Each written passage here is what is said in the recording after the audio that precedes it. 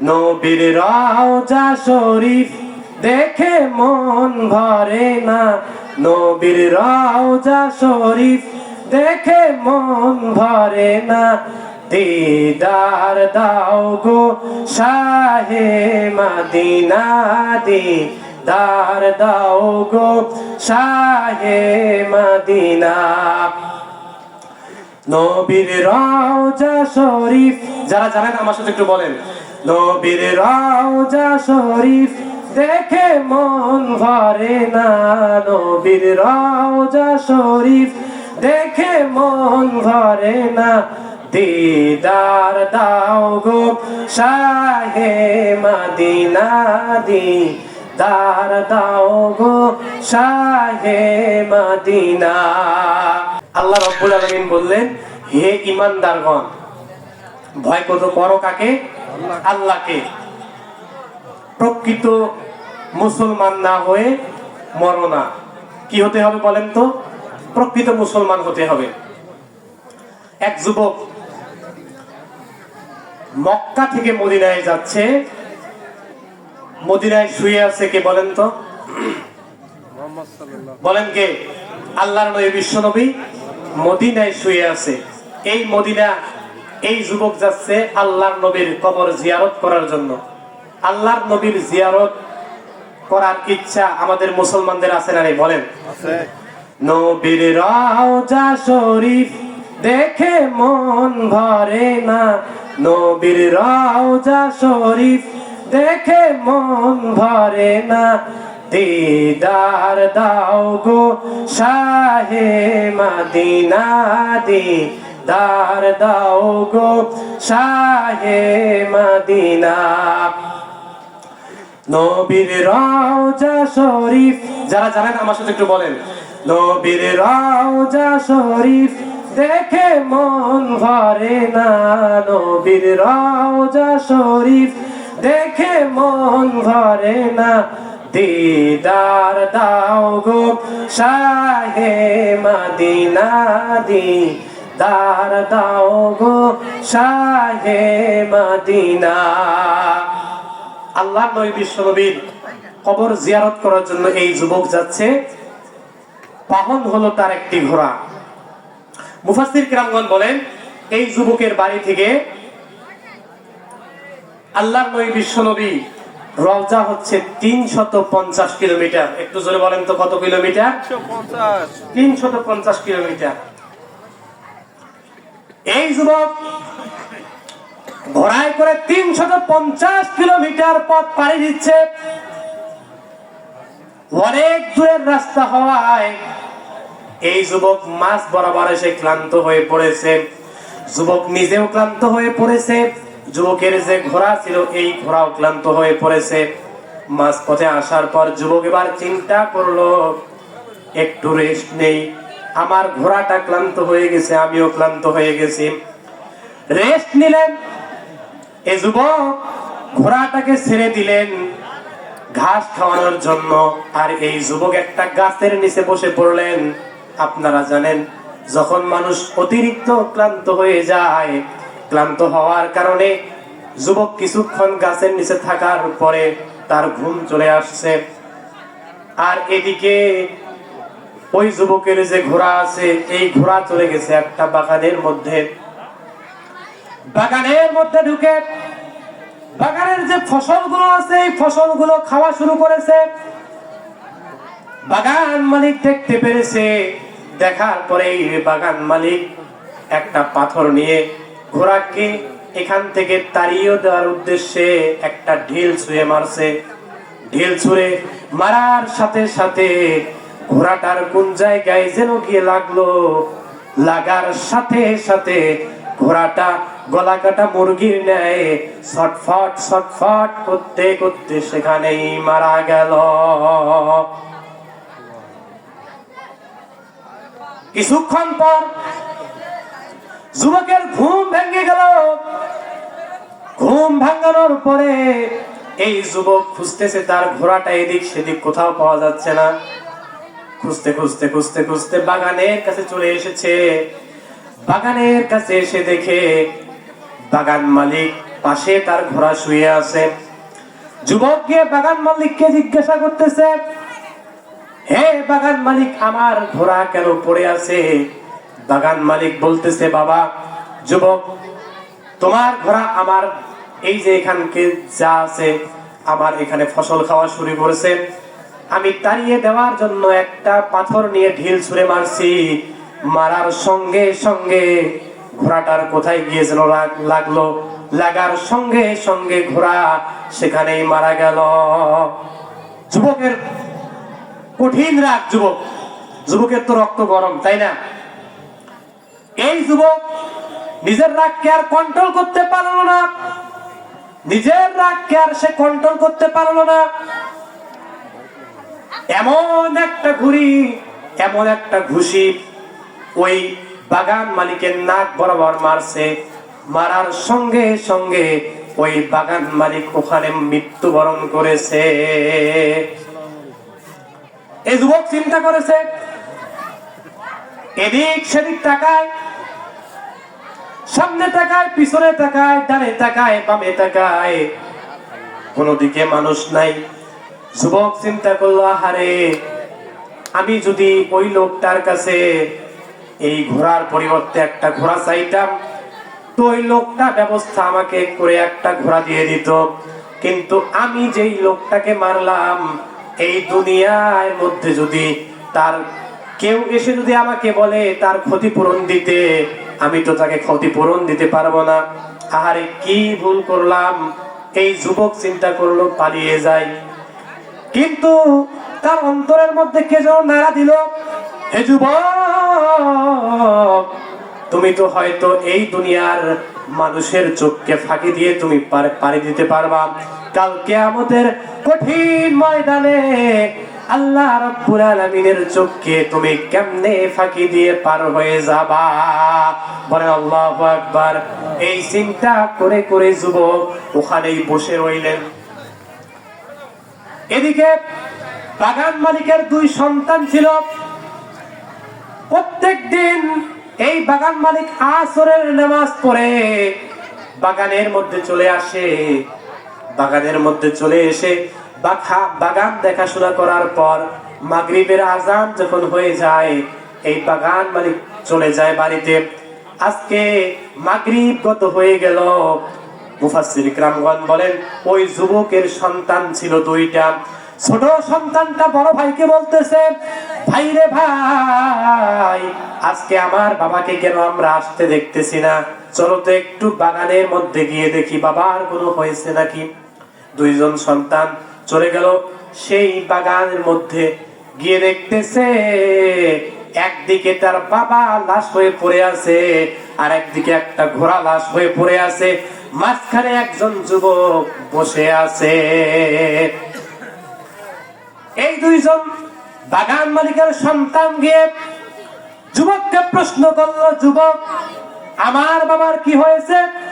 যুবক বলতেছে, তোমার বাবা আমার এই ঘোড়াকে মেরে ফেলেছে, যার কারণে আমি আমার রাগকে কন্ট্রোল করতে পারি নাই, যার কারণে আমি তোমার বাবাকে হত্যা করে ফেলেছি। তোমরা আমাকে শাস্তি দাও, জানি আমি এখান থেকে পার হয়ে যেতে পারবো না, আমি পাপ মুক্ত হয়ে কবরে যেতে চাই। বলেন সুবহানাল্লাহ। এই যুবক সাধারণ কোন যুবক নয়, এই যুবক হলেন একজন মুসলমান। বলেন সুবহানাল্লাহ। এই বাগান মালিকের 2জন সন্তান তার বাবাকে ঘাড়ে নিলেন, বাবার লাশটা ঘাড়ে নিলেন, আর একজন ওই যুবককে সাথে নিলেন, নিয়ে চলে গেলেন আমিরুল মুমিনিন খলিফাতুল মুসলিমিন হযরত ওমরের দরবারে।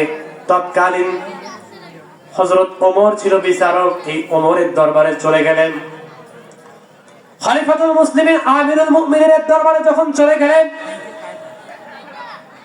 গিয়ে এই 2জন যুবক লিখিত একটা অভিযোগ দিয়ে দিলেন, এই যুবক মক্কা থেকে মদিনায় আসা এক যুবক, প্রতিমধ্যে এসে আমার বাবাকে হত্যা করে ফেলেছে, আমরা এর বিচার চাই। এরকম লিখিত একটা অভিযোগ দিয়ে দিলেন হযরত ওমরের কাছে, আচ্ছা বলেন তো বিচারটা নরমাল হবে নাকি কঠিন হবে? কারণ বিচারক সাধারণ কোন মানুষ নয়, অর্ধজাহানের খলিফা, আমিরুল মুমিনিন, খলিফাতুল মুসলিমিন। এবার ওমর রাদিয়াল্লাহু তাআলা আনহু অপরাধী সেই যুবককে বিচারের কাঠগড়ায় দাঁড় করিয়ে দিলেন। বিচারের কাঠগড়ায় দাঁড় করে দিয়ে যুবককে প্রশ্ন করতেছে, হে যুবক, তুমি কি ওই বাগান মালিককে হত্যা করেছো? যুবক এক কথায় স্বীকার করে নিল, হ্যাঁ আমি ওই বাগান মালিককে হত্যা করেছি, আমি আমার রাগকে কন্ট্রোল করতে পারি নাই, আপনি আমার জন্য যা শাস্তি হয় আপনি আমাকে দিন, আমি পাপ মুক্ত হয়ে কবরে যেতে চাই। বলেন সুবহানাল্লাহ। যেখানে অপরাধী নিজের দোষ স্বীকার করে নেয় সেখানে আর কোনো সাক্ষীর প্রয়োজন হয় না। এবার হযরত ওমর রাদিয়াল্লাহু হত্যার পরিবর্তে কি দিবে বলেন তো? হত্যার পরিবর্তে কোরআনের নিয়ম হলো হত্যা করতে হবে। হযরত ওমর রাদিয়াল্লাহু তাআলা আনহু ওই যুবকের ফাঁসির রায় দিয়ে দিলেন। কিসের রায়? ফাঁসির রায় দিয়ে দিলেন। এই যুবককে ফাঁসির মঞ্চে ওঠানো হলো। ফাঁসির মঞ্চে ওঠানোর পরে হযরত ওমর রাদিয়াল্লাহু তাআলা আনহু এই যুবককে বলতেছে, যুবক তোমার শেষ কোনো ইচ্ছা আছে নাকি? রাষ্ট্রের পক্ষ থেকে কিন্তু ফাঁসির পূর্বে একটা শর্ত দেওয়া হয় যে তোমার কোনো শেষ ইচ্ছা আছে নাকি? যুবক বলতেছে, খলিফাতুল মুসলিমিন আমিরুল মুমিনিন, আমার একটা ইচ্ছা আছে, সেটা হলো ঋণ নিয়ে যদি কেউ কবরে যায় সে কিন্তু পাপ মুক্ত হয়ে কবরে যেতে পারবে না। আমি এক ইহুদি দোকানদারের কাছে অনেক ঋণ করেছি, আপনি যদি আমাকে অনুমতি দেন, আপনি যদি আমাকে ছুটি দেন 1 মাসের, তাহলে আমি বাসায় গিয়ে ওই ইহুদি দোকানদারের ঋণটা পরিশোধ করে এসে আমি পাপ মুক্ত হয়ে কবরে যেতে চাই। বলেন সুবহানাল্লাহ। ওমর রাদিয়াল্লাহু তাআলা আনহু এবার বললেন, না না, কখনো না। 1 মাসের ছুটি, তোমার নিশ্চয়তা কি তুমি ছুটি নিয়ে পালিয়ে যেতে পারো? তবে একটা শর্তে আমি তোমাকে ছুটি দিতে পারি, তুমি যদি একজন জিম্মাদার দিতে পারো। তুমি যদি পালিয়ে যাও নির্দিষ্ট সময়ে তার ফাঁসি হয়ে যাবে। অতএব তুমি যদি জিম্মাদার একজনকে দায়ের করে দিতে চাও তাহলে তোমার জন্য ছুটি হবে, নচেৎ তোমার জন্য ছুটি হবে না। এই যুবক কান্নায় ব্যাকুল হয়ে গেছে। মৃত্যু যে হবে, ফাঁসি হবে, এই জন্য যুবকের কোনো কান্না আসতেছে না, কিন্তু এই যুবক ঋণগ্রস্ত হয়ে কবরে যেতে চায় না, এই জন্য তার কান্না আসতেছে। দেখেন, সে একজন মুসলমান, খলিফাতুল মুসলিমিন, আমিরুল মুমিনিন। এবার জল্লাদকে বললেন, জল্লাদ তার চোখে মুখে একটা কালো কাপড় দিয়ে দাও। যখন তাকে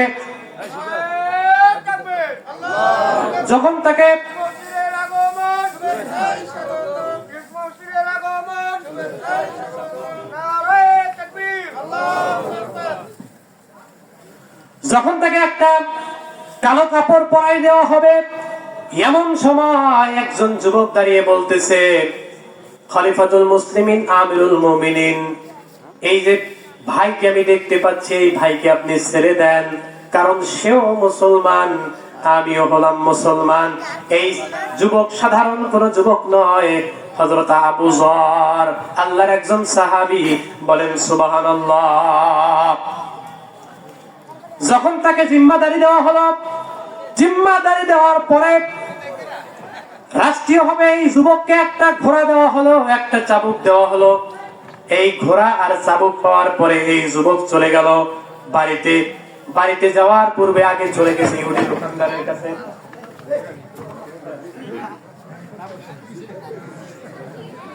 ইহুদি দোকানদারের কাছে চলে গেছে। ইহুদি দোকানদারের কাছে গিয়ে এই যুবক যার টাকাগুলো আছে এই টাকাগুলো দিয়েছে। দেওয়ার পরে ওদের দোকানদারকে বলতেছে, ভাই রে ভাই, আমি এক অপরাধ করেছি খলিফাতুল মুসলিমিন আমিরুল মুমিনিনের দরবারে, সেখানে আমার ফাঁসির রায় হয়ে গেছে। যদি কোনো ভুল করে থাকি ক্ষমা করে দিও, মাফ করে দিও। এই ইহুদি দোকানদারের কাছ থেকে দোয়া নেওয়ার পরে এই যুবক সরাসরি চলে গেল তার মায়ের কাছে। মায়ের কাছে গিয়া বলতেছে, মা গো। সন্তান যখন মাকে মা বলে ডাক দেয়, সন্তানের কি হয় পৃথিবীর কেউ না জানলেও আগে জানে মা। কথা বলেন, কথা ঠিক কিনা? মা তার সন্তানকে বলতেছে, বাবা কি হয়েছে? যুবক বলতেছে, মা, মক্কা থেকে মদিনায় যাওয়ার পথে আমি একটা হত্যা করেছি, যেই হত্যার দায়ে আমিরুল মুমিনিন খলিফাতুল মুসলিমিনের দরবারে আমার রায় কার্যকর হয়ে গেছে, ফাঁসি। সেখানে একজন জিম্মাদার আমি দিয়ে এসেছি। যদি সঠিক সময়ে যেতে না পারি তাহলে আমার পরিবর্তে ওই ভাইকে ফাঁসি দেওয়া হবে। মা গো মা, দোয়া করে দাও, দেখা হবে হাসরে। মায়ের কাছ থেকে দোয়া নেওয়ার পরে যুবক চলে গেল বাবার কাছে। বাবাকে যা বলতেছে, বাবা, অনেক কষ্ট করে মানুষ করেছো, হাড় ভাঙা পরিশ্রম করে আমাকে মানুষ করেছো, কিন্তু তোমাদের জন্য কোনো কিছু করতে পারলাম না। মক্কা থেকে মদিনা যাওয়ার পথিমধ্যে একটা হত্যা করেছি, হত্যার দায়ে আমিরুল মুমিনিন হযরত ওমরের দরবার থেকে আমার ফাঁসির রায় কার্যকর হয়ে গেছে। আমার পরিবর্তে একজনকে জিম্মাদারি দিয়ে এসেছি। যদি সঠিক সময়ে উপস্থিত হতে না পারি আমার পরিবর্তে ওই যুবকের ফাঁসি হবে, এটা আমি কখনো হতে পারবো না। এরপরে এই যুবক মায়ের কাছ থেকে, তারপরে বাবার কাছ থেকে দোয়া নেওয়ার পরে চলে গেল। এই ঘোড়ার মধ্যে চলে যাচ্ছে। এইদিকে সময় ঘনিয়ে আসতেছে, একদিন, 2 দিন, 3 দিন, এরকম করে 1 মাস চলে গেল। 1 মাস চলে যাওয়ার পরে শুক্রবারে নামাজের পরে ওই যুবকের হবে ফাঁসি। হযরত আবু যরকে দাঁড় করে দেওয়া হলো। অপরাধী যুবক না আসায় আবু যরকে দাঁড় করে দেওয়া হলো। এইদিকে মদিনায় কান্নার রোল যেন পড়ে গেল, কারণ নিরপরাধ একজন যুবককে কেমনে তারা ফাঁসি দিয়ে দিবে, নিরপরাধ একজন যুবককে কেমনে তারা ফাঁসি দিয়ে দিবে। এইদিকে ফাঁসির মঞ্চ তৈরি করা হলো। আর হযরত ওমরকে কে যেন বলতেছে, হযরত ওমর, পিছন দিকে দেখো একজন কে যেন খরা দাবড়ায় আসতেছে। হযরত ওমর আমিরুল মুমিনিন খলিফাতুল মুসলিমিন পিছনে ঘুরে দেখতেছে, 1 মাস পূর্বে যে যুবককে ছুটি দেওয়া হয়েছিল ওই যুবক 1 মাস পর তার রায় কার্যকর করার জন্য ফিরে আসতেছে। বলেন সুবহানাল্লাহ। যখন ওই যুবক চলে আসলো, আসার পর ওই যুবককে নামিয়ে অপরাধী যুবককে ফাঁসির কাঠগড়ায় দাঁড় করা হলো। তারপরে হযরত ওমর বলতেছে, যেই যুবক 1 মাস ছুটি নিয়ে তার ফাঁসির রায় কার্যকর করার জন্য এই ওমরের দরবারে আসতে পারে, আমি ওমর ডিক্লারেশন দিয়ে দিলাম এই যুবকের দ্বারাই মানুষ হত্যা করা সম্ভব নয়। বলেন সুবহানাল্লাহ। এই কথা শোনার পরে ওই যে বাগান মালিকের 2 পুত্র আছে, 2 সন্তান আছে, ওই সন্তানও বলতেছে, আমিরুল মুমিনিন খলিফাতুল মুসলিমিন, আমারও তো মনে হচ্ছে যে যুবক 1 মাসের ছুটি নিয়ে রায় কার্যকর করার জন্য, এই ফাঁসিতে ঝোলার জন্য এই যুবক 1 মাস পরেও আসতে পারে। আমার মনে হয় এই যুবকের দ্বারাই মানুষ হত্যা করা সম্ভব নয়। এজন্য আল্লাহ রাব্বুল আলামিন বলছেন, ইয়া আইয়ুহাল্লাযীনা আমানু তাকুল্লাহা হাক্কা তুকাতিহি ওয়া লা তামুতুন্না ইল্লা ওয়া আনতুম মুসলিমুন। প্রকৃত মুসলমান হতে হবে। যতক্ষণ পর্যন্ত প্রকৃত মুসলমান না হবে ততক্ষণ পর্যন্ত তোমরা কবরে যেও না। এই যুবক প্রকৃত মুসলমান হয়ে কবরে গেছে। আচ্ছা বলেন তো, আমাদেরকেও প্রকৃত মুসলমান হয়ে কবরে যেতে হবে কি হবে না? আল্লাহ রাব্বুল আলামিন আমাদের সবাইকে প্রকৃত মুসলমান হয়ে কবরে যাওয়ার তৌফিক দান করুক। সময় সংক্ষিপ্ততার কারণে বিশেষ মেহমান যেহেতু এসে গেছে, তাই আমি আমার আলোচনা দীর্ঘায়িত না করে সকলের কাছে দোয়া চেয়ে সকলের সুস্বাস্থ্য দীর্ঘায়ু কামনা করে আমি আমার আলোচনা এখানে শেষ করছি। ওয়া আখিরু দাওয়ানা আলহামদুলিল্লাহি রাব্বিল আলামিন। আসসালামু আলাইকুম ওয়া রাহমাতুল্লাহি ওয়া বারাকাতুহু।